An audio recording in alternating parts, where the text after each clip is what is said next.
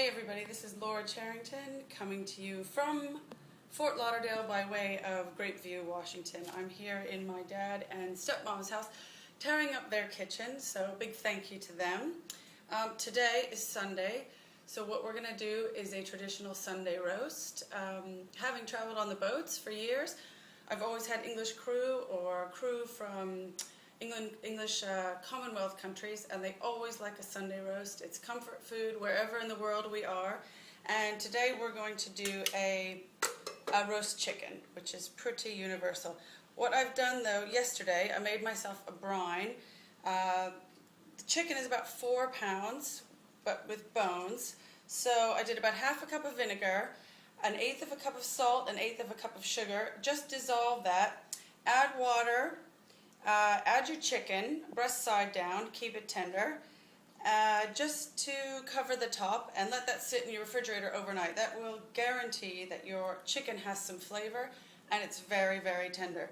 So we're going to get this bird in the oven. We're going to get going on other stuff. One thing I should mention about the Sunday roast is that traditionally it is the man's job to do the Sunday roast. I know it probably comes from a time when women cooked all week, but ladies, try that one on your husband anyway.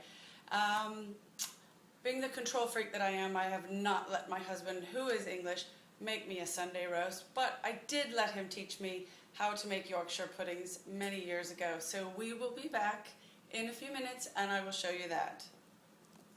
Okay, Yorkshire pudding.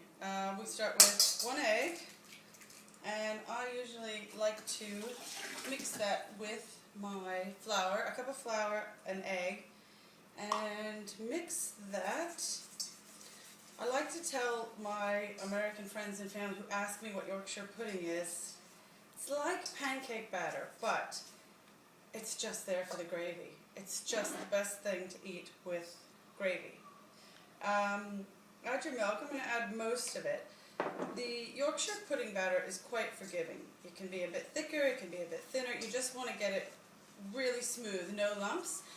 And the great thing about this is that you can make it a couple hours before and put it in the refrigerator.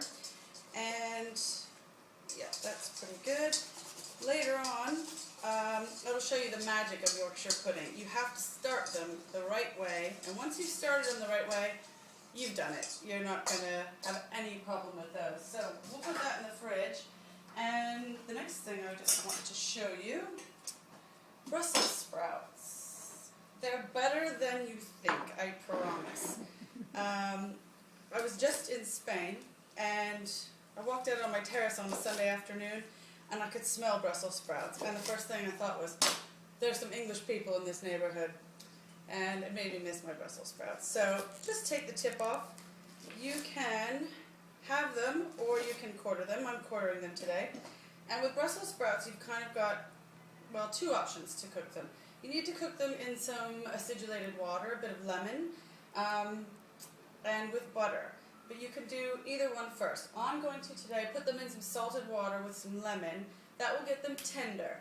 When the water's pretty much evaporated, I'm going to put some butter in, and that's going to let them crisp up and be brown. If you like yours a little bit on the, say, mushier side, you can brown them first and then add your acidulated water. So we're going to chuck these in, and I will be back to show you how to get those Yorkshire puddings started the right way.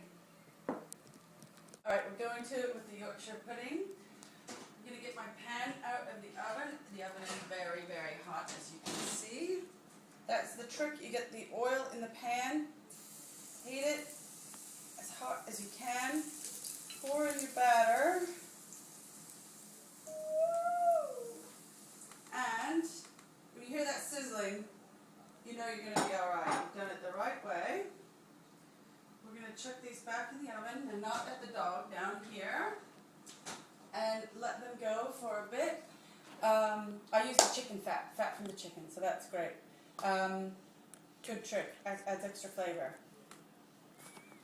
Okay. Right, there we have it. Sunday roast, ready to go. You see the Yorkshire puddings come up. It's made a little hole for the gravy. So we pour on the gravy goodness, and it's all fantastic. It's like a mini Thanksgiving whenever you want it. I'm off to have a glass of wine because my birthday's tomorrow. Ciao, guys. Sunday lunch.